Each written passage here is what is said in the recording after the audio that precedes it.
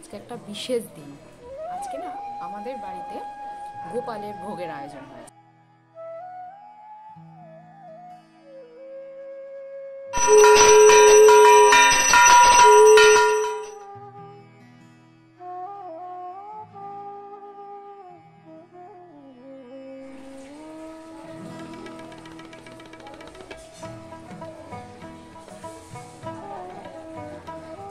High, তোমরা কেমন আছো? অনেক দিন পর তোমাদের সাথে আবার দেখা হচ্ছে। আজকে একটা বিশেষ দিন। আজকে না আমাদের বাড়িতে গোপালের ভোগের আয়োজন হয়েছে। আর এইরকম একটা সুন্দর দিন তোমাদের সাথে শেয়ার না করে পারবো না। আর আমার সাথে থাকো, দেখি গোপালের ভোগের জন্য কি কি আয়োজন করা হয়েছে আর কত সুন্দর করে গোপালকে সাজানো হয়েছে। আর এইরকম একটা সুন্দর দিনে সকাল সকাল কিন্তু সব স্নান টান সারা হয়ে গেছে। আর এখন একদম রান্না চলছে, আর তারপরেই ভোগের ব্যবস্থা হবে। তারপর তো প্রসাদ। তো চলো তোমাদেরকে দেখিয়ে নিই কী কী রান্না হচ্ছে আজকে আর কিভাবে ভোগের আয়োজন করা হয়েছে। দেখো, গোপালের ভোগ রান্নার প্রস্তুতি কিন্তু শুরু হয়ে গেছে। অন্ন ভোগ হবে, আর তার সাথে সাথে কিন্তু নানা রকমের ভাজা রয়েছে। বকফুল ভাজা, বকফুল নাকি গোপালের খুব প্রিয়। যে রান্না করছে সে কিন্তু সত্যি খুব ভক্ত মানুষ একজন, আর খুব নিষ্ঠার সাথে কিন্তু ভোগের আয়োজন করেছে। দেখো কি সুন্দর করে ভোগ সাজাচ্ছে। এভাবেই নিবেদন করা হবে। প্রথমে অন্ন, তারপর সব রকমের ভাজা দেওয়া হচ্ছে। আর এই যে এখানে কিন্তু আজকে যে যে আইটেমগুলো রান্না হয়েছে সেগুলো কিন্তু রাখা হয়েছে। ডাল, মোচা হয়েছে। আর এই মোচাটা কিন্তু আমাদেরই বাড়ির গাছের মোচা একদম।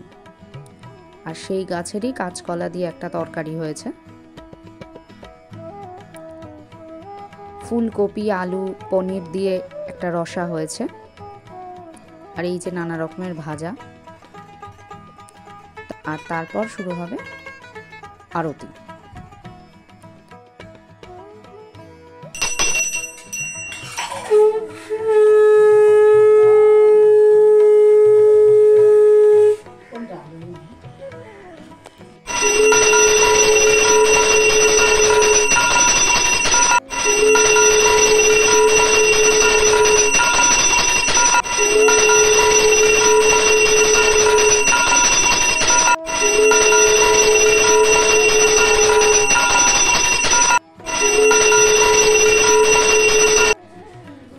বলছিলাম যে আজকে আমার বাড়িতে গোপালের ভোগের আয়োজন হয়েছে। আর এই যে তোমাদের সাথে পরিচয় করিয়ে দেব, আমার পিস্তত দিদির ছেলে হয়। তো ও এসছে বৃন্দাবন থেকে, তো ওখানে দীক্ষিত। আর ওই আজকে সম্পূর্ণ ভোগের আয়োজনটা করেছে। খুবই সুন্দর, খুবই সাত্বিক মানুষ। একবার তোমাদের সাথে পরিচয় করিয়ে দেব। রাধে রাধে। বনভোজন ছিল, গোপালের বনভোজন। তো ওখানে আসার কারণে মাসির বাড়িতে আসা হয়েছে। তো হঠাৎ করেই ওনাদের গোপাল আছে, ওই যে গোপাল, তো গোপালের অঙ্গরাগ হলো, সুন্দর করে দেখে আসি অঙ্গরাগ। হ্যাঁ, তো অঙ্গরাগ হয়েছে গোপালের। তো হঠাৎ করেই মানে ওকে বনভোজন করা হোক গোপালের, একটু তাড়াতাড়ি হঠাৎ করে যা আয়োজন করা হয়েছে, মোটামুটি তাড়াহুড়া করে ভোগের আয়োজন করা হয়েছে। এখন ভোগের মধ্যে সামান্য কিছু তাও গোপালের, ভগবানের প্রিয় মোচার ঘন্ট, তারপরে বকফুলের বড়া, এইসব বাড়িতে হঠাৎ করে গাছটাও পাওয়া গেল। সেই বাড়ির গাছের মোচা দিয়ে মোচার ঘন্ট, তারপরে বকফুলের বড়া, তারপরে রসা, পনির, আলু, ফুলকপি রসা, এইসব ডাল, মিক্স ডাল, তারপরে অন্ন, ঘি, এসব দিয়ে যাই হোক ভগবানের তো সেবা আমরা দিতে পারি না। ভগবানের সেবা স্বয়ং মা যশোদা দেয়, রাধারানী দেয়। তাদের স্মরণ নিয়েই আমি যতটুকু কৃপায় করা যায় সেভাবে করতে হয় আমাদের। তা আজকে এখানে ওরাও খুব আনন্দিত যে ভোগ হলো গোপালের। ভোগের প্রসাদ, অমৃতের স্বাদ, সেটা সবাই পেতে চায়।